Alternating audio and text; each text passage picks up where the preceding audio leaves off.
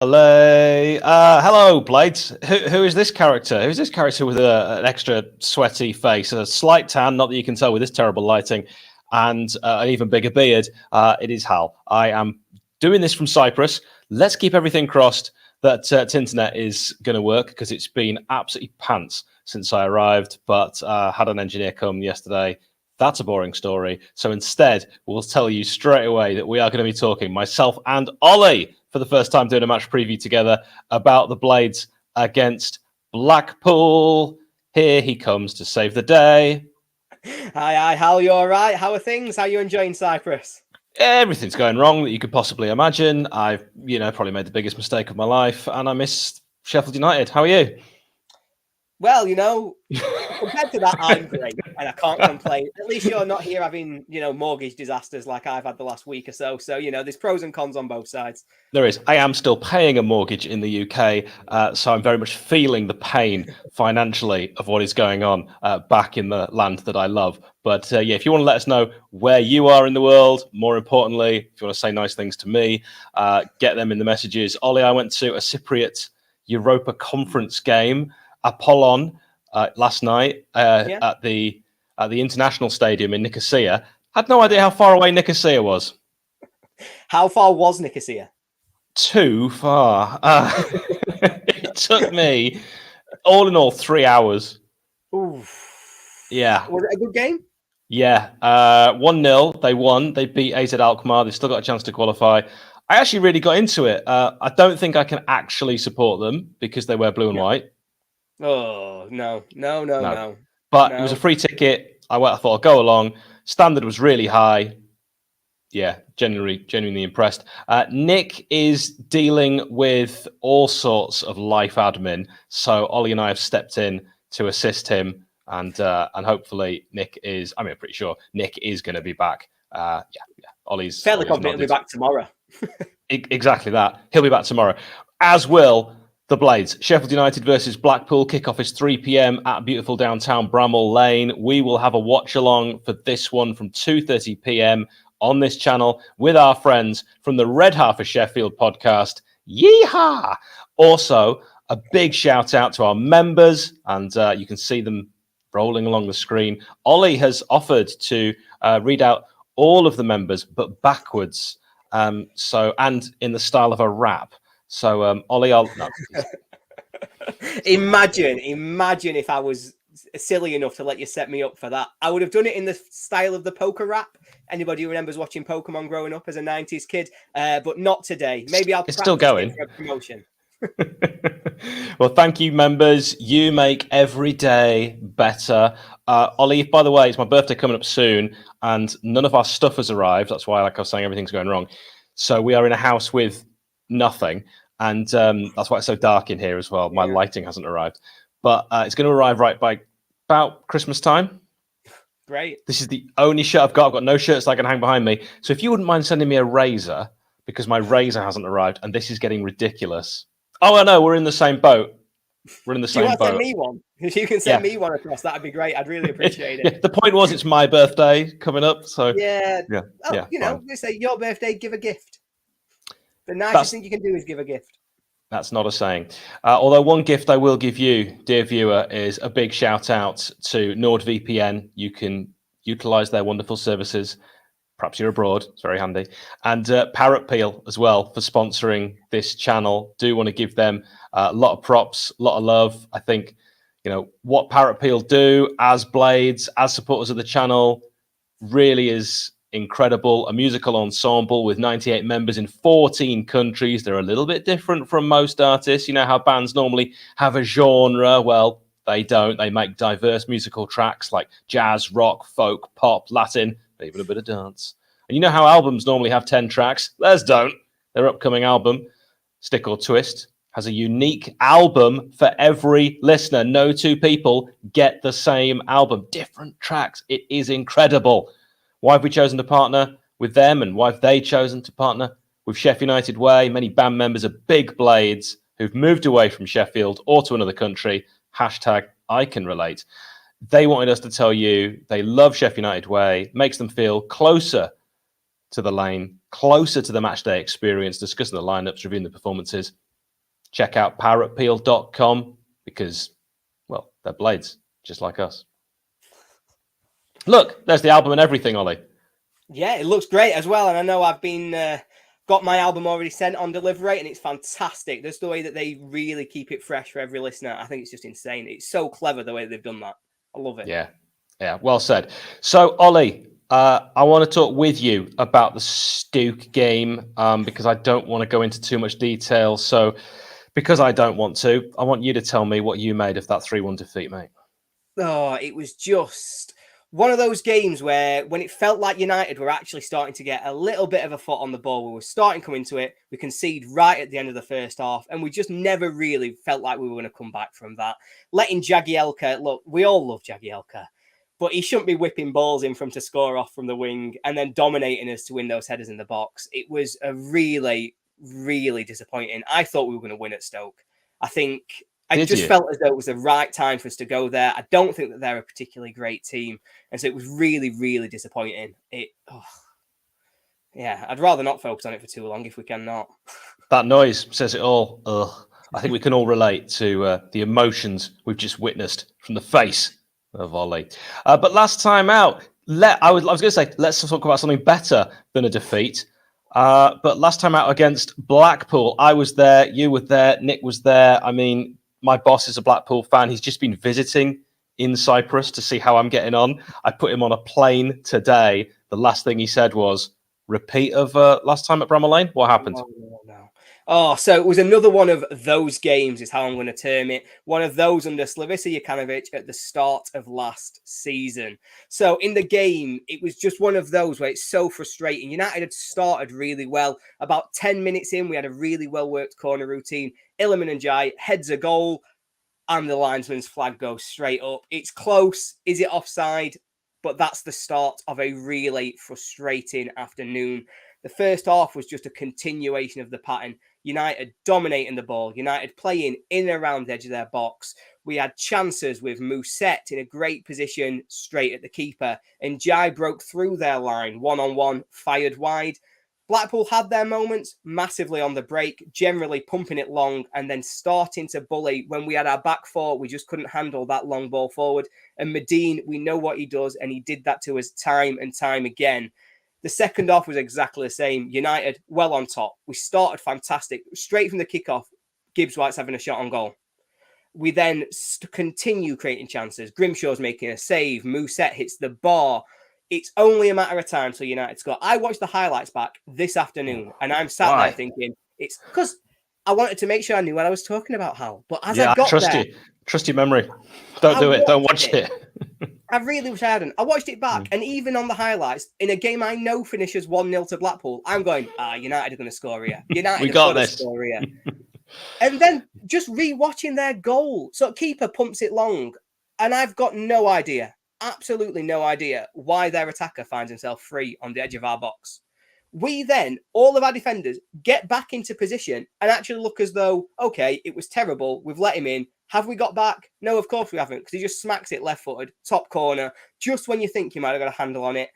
And then, as always happened with United and the Slav, we huffed and puffed, but we were never getting back in the game once we'd gone behind. One of those soul-crushing 1-0 defeats. And if it happens again, if your boss is celebrating, I mean, I can't. Not like that. Their fans were decent. I think it's worth saying. Probably some of the best fans to visit beautiful downtown Bramall Lane. Best fans away from home were you and me at QPR. Completely agreed. I saw some videos of the limbs. I think it was shared by Second Tier Pod earlier, the limbs from QPR. And I found a way so far to mention that on every single preview that we've done. So I've noticed. I'm glad you brought that up, Hal. I loved it. It was one of the best days of my life. Let's hope we're talking about another one at full time tomorrow because we've got some player news. Heki on Anel Ahmedhodzic. Anel has been back in amongst it. Good to have him back. He's been training well. That is good. Really, really like hearing that. Ollie McBurney, of course, back from his suspension. Silly boy getting suspended for after a final whistle bit of nonsense. Flecky training. This is another quote, but we need to look after him and take our time with him. George Baldock back in training. We think he is fine. You never know with that sort of quote what that really means. And we all know Heki's a notorious liar. so it doesn't mean anything. What else has he said? Of Sander Berge, Sander will be back after the World Cup. Just, oh, No I know. words. We're just having no luck at all. It's some really good news in there about players coming back, but Sander out till after the World Cup is a real killer. It's a blow. And well, I know where you're going next with the next quote, and that's Yeah. even more of a killer. Hecky on Jaden Bogle, some of the metal has slipped. It was catching on the back of his knee. So they've had to open him up again, and he will be back after the World Cup. If you were thinking of eating, forget about it. It's been worked out that 16 mid to long-term injuries that United have suffered in the past 10 months, which is more than any other team. That's not a surprise, I'm sure. Ollie, I'm just going to ask you this. I don't expect you to know the answer. What do you put it down to, mate? I no idea. You know, there's a lot of talk about the training ground. There's a lot of talk about, is it methods? Is it bad luck? You know, we went through 5 fantastic years of Chris Wilder, and for 4 of them, we managed to avoid injuries as we really rose through the leagues. And then it started with Jack O'Connell, and from then onwards, injury after injury after injury. And are we being cursed by the gods? Are we doing something wrong? Is it the training pitch? I don't know, but I like to be dramatic about it. You sound like my Cypriot friends asking if we're being cursed by the gods. Something I'm hearing quite a bit here. So weird that you said that. But no, of course, is the answer to that one. It's just probably, I think, honestly, bad luck and probably something that needs investigating even further with the training pitch. But anyway, don't really want to get into that. Instead, here's in good nick. He's done a predicted team. You've got Wes. League One Wes. Are we crazy? Ahmed Hodzic. Egan, Basham, who I'm just going to say it, he's got enough credit in the bank for these poor performances, but he's now got someone breathing down his neck for the first time since he's been at United. True competition, he's got to step it up. Baldock, we've mentioned, should be fine. Reece Norrington-Davis, for me, player of the season so far, certainly a contender. Then we've got, look at that ping from Norwood, makes other teams look no good. Doyle, Iliman and Dye, Rhian Brewster, baby. And that man back, scoring goals for fun, Ollie McBurney, pal. Ollie, agree, disagree, McAtee, say to me. Nice rhymes, Hal. I quite like that. I mean, you've got to have prepared it. It's not on my notes, so you've either... Didn't prepare it. I could have put with something better than that. It didn't even make sense. No, I think... Personally, I probably would put McAtee in instead of Brewster. I think I'd like to see just a little bit of that fluidity from midfield. I think Brewster a bit deeper. Will he be involved in the game enough is my real question. But that gives me so much hope looking at that predicted 11, because that defence is a proper Sheffield United defence. There's no square pegs in round holes. There's no messing around and trying to fit people into a system that don't work. With no offence to the young lads, they always do great when they come in, but there's no young lads being shoehorned in potentially before they're ready. It's nice to see. Now, I agree with you about Basham. Couple of bad performances, so it'd be really, really nice to see him have a proper Chris Basham game, one that we all know he can do, and one that we just really want to see flowing again. But yeah, that team, I'd be more than happy. Personally, I would go McAtee for Brewster. About yourself? I agree. No, I completely agree. Literally with everything you just said. Don't forget to give this video a like if you haven't already. I'd like to get more likes on this video because Nick's not on it. So that would be good. Vote with your thumbs. That's how I was going to say vote with your feet, but that would be really quite impressive. And if you are going to click like with your thumb, please film that, get it on Twitter or with your toes.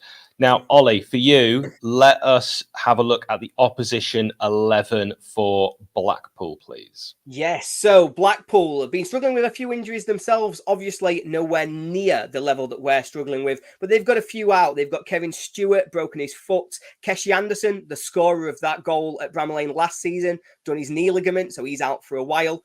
Jake Beasley, son of former United player Paul Beasley, has broke his ankle, so he's also not going to be playing. Couple of their lone players, Luis Fiorine and Reece Williams, both out. So you've got to think that they're struggling a little bit for injuries as well. Kenny Dougal, a player who was so integral to their promotion from League One just a few years ago, has been out suspended. But I'm a bit 50-50 on if he's coming back into their team. They have picked up a couple of decent results in the last few weeks. What Blackpool do, they play 4-3-3.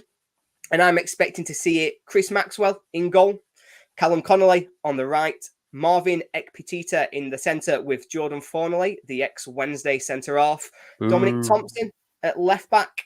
A midfield of Callum Wright, Liam Bridcut, and Charlie Patino, a really exciting young player from Arsenal. And I say that mainly because of how good he was for me on Football Manager. And then they'll have a front three of Jerry Yates, Theo Corbiano, who again was at Wednesday last season, and a big man up front who we know very, very well, Gary Medine. Interesting find, and he does cause us problems.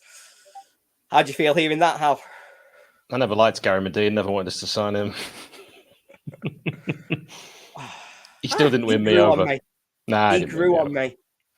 He grew on me. Well, let's find out if he's involved tomorrow when we hear that kickoff news, usually 2 o'clock. I've got to get used to the times. I mean, right here, right now, it's on the start of the song.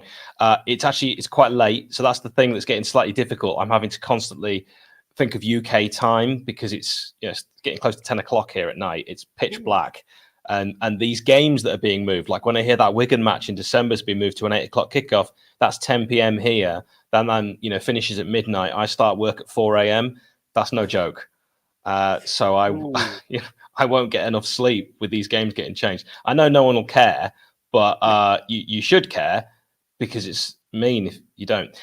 Ollie gives his predictions on the score predictions on this channel. You could have watched that yesterday. You still can. You can watch every video, of course, again on YouTube. And we will get to your prediction after I tell you that the referee for this game is David Webb from County Durham. And this season, he's taken charge of 12 games, given 30 yellows. No reds, no pens. Don't tell me he's due. Last season, he took charge of 37 games in all competitions, gave 122 yellows. That's par for the course. 4 reds, bang average, and 10 penalties. Nothing leaps out there. He doesn't do too much of anything. He was the referee when we drew 1-1 away this season at Luton Town. Ollie, we're at score prediction time. I've already watched the score prediction video, so I know what you're going to say. You do indeed. Spoiler alert. As Hal says, please do go and check out that score predictions video that myself and Nick are doing every week. That's in which we predict every result from the championship this season. And it's not been going fantastically for me. So get in the comments and wish me luck as well, because I'm going to need it. For this one, I've got United to win 2-1. I think being back at home, I think having some fitness, I think in particular, if Anel plays, that is massive, makes a real difference to us. And I do think we've got enough to win this game. I'm not sold on Blackpool, so I'm going 2-1 to the Blades. All right. I am saying, initially, you know what I said. You forced me to change it. I am saying 2-0 United. I think we're going to get it together. I agree with you. Anel makes all the difference, him being back. You've seen the stats. I put them on Twitter. Let us know in the comments what you think the score prediction will be for this game. I'm always fascinated by people's thoughts on this. Player connections as well. We are going to look at. Ollie, I'll give you a little second to actually think about that while some of these predictions come through. I don't want to put you on the spot too much, but players that have played for both. Go on, give me one. So I did float one earlier on today. Chris Basham. I mean, no need for that. All right. We were talking about Chris Basham. Such a off, isn't he? Thanks for that one, Hal. sorry. It's late. It's late here. You're tired. I can forgive you. Yeah, but yeah, Chris Basham. But then I floated this as an idea. Stop saying that word. Two of my favorite loan players, Billy Clark and Matt Phillips. I know we've had good and since Gibbs White, Dean Henderson, but I loved Matt Phillips and Billy Clark. That season in League One, they were so exciting. It might have only been 6-7 games. It was incredible, and I have such happy memories of those two. So they're the two that I want to remember. What about yourself, Hal? You got any to throw out? Bob Harris, Marcel Sipe, the Streets Will Never Forget, and of course, Steve Cabba, Cabba Dabba Doo. Love Steve Cabba. 8-year-old me's favourite player. Don't make me feel ridiculously old. Thank you very much, Ollie, for joining us. Really appreciate it. Let's hope we can do this again. Nick will be back for a match reaction, of course, on this very channel. But before that, 2:30, if you're not able to go, join the Red Half of Sheffield for the watch along. And Ollie, I will speak to you again very soon, my friend. Thank you so much. Thank you very much, Al.